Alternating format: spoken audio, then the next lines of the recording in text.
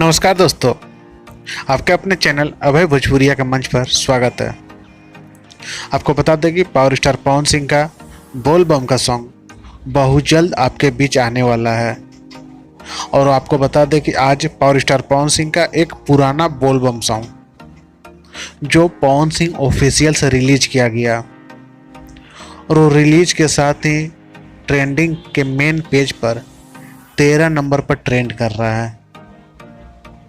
यार power star का जलवा ही ऐसा है कि उनके पुराने गाने हो या नए गाने, कोई भी गाना हो रिलीज होता है और ट्रेंडिंग में चला जाता है। असली के ट्रेंडिंग स्टार तो पावर स्टार पवन सिंह है।